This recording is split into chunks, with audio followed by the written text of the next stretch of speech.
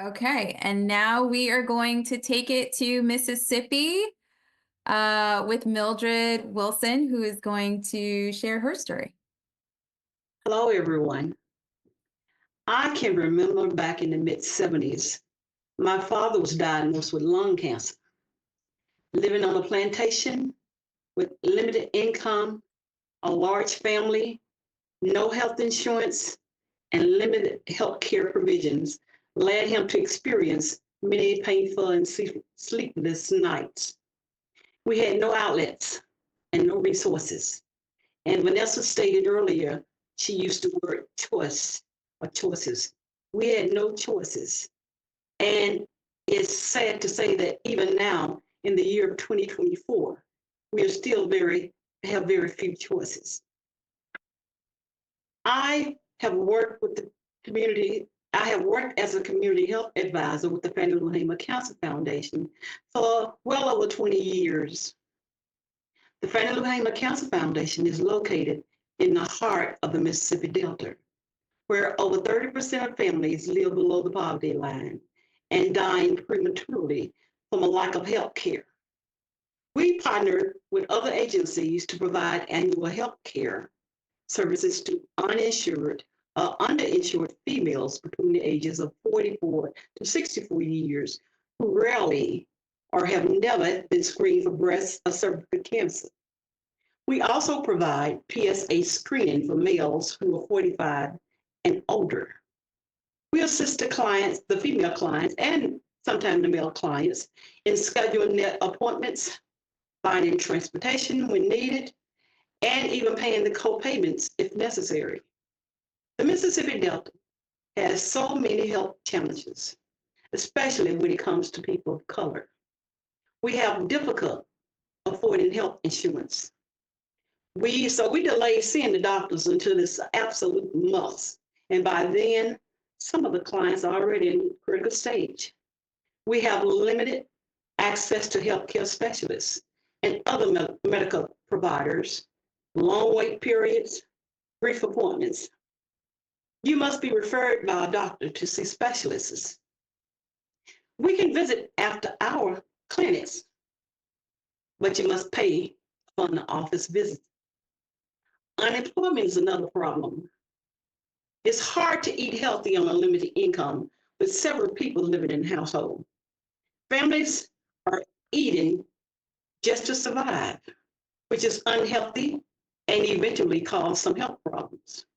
We see and hear of so many misdiagnosed cases here in the Delta so we just about become fearful and afraid of doctors and what to expect. When we do visit doctors, we are less likely to receive timely medical care and more likely to experience medical errors. We're given a prescription, oftentimes more than one, and reschedule for another appointment later. No tests are run to identify the problem. So we're basically being treated for the symptoms and not the problem.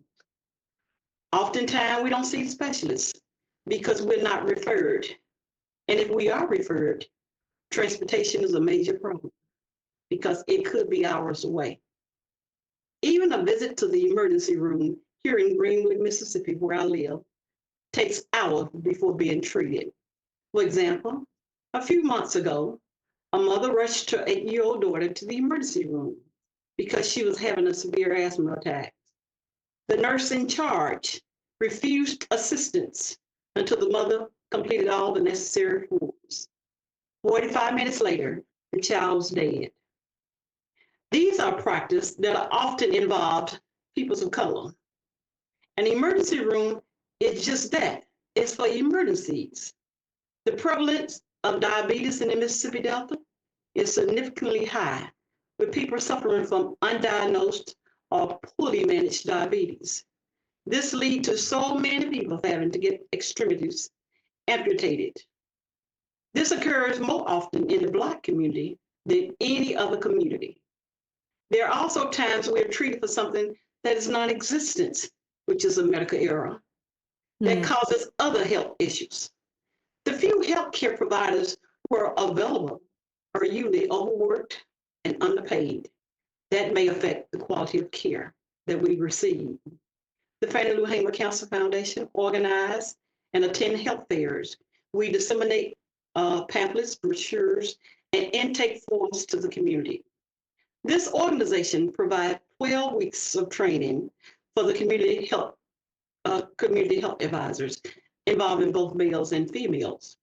The community health advisors are tasked with the duties of educating and informing the community of breast, cervical cancer, and prostate cancer. We are making a difference in the Mississippi Delta. Thank you for listening. Thank you for giving us this opportunity, and thank you for listening to what we have to say. We had to hear what you have to say. What you just told us is essential for those of us who have dealt with systems of care that are faulty, for those of us who are more lucky to have systems that work a little better. Did you all notice how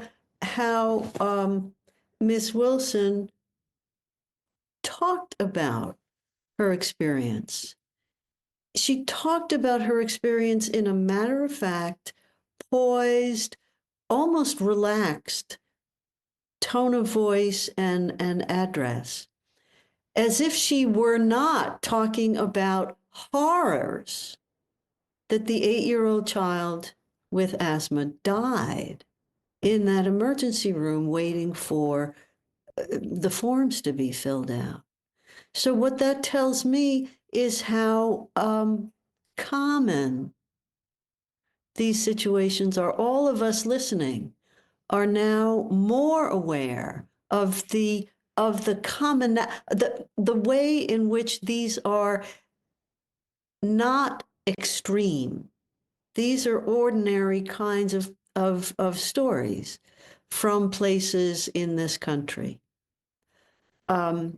I hope all of you in the audience are as chilled as I to hear this very matter-of-fact description of what life is like for you and your neighbors in that Mississippi Delta. Absolutely. Yes, I've been looking at the chat. Martha says, Mildred, I'll be shaking my head for a minute. And I think that's pretty much sums it up. We all are shaking our head. Carrie also offered up, thank you for your story and your important work. I've had the opportunity to visit the rural Mississippi and meet with Mildred and the community that she works in. And as I said in my introduction, yes, this is a matter of fact story because it is something that has been their lived experience for some time. It's deeply rooted in history and not present day reality. But one of the things that I am most struck by I didn't get to visit this year, but the last time that I was there was this sense of pride and sense of community and love that is shared with their neighbors. I mean, our partner gathered this group together and they show up and they are enthused and they are willing to work and they are hopeful despite so many challenges that they have faced throughout their lives. So thank you, Mildred, for telling this story, for the work that you do, for being so engaged and so activated in advocacy. Thank you.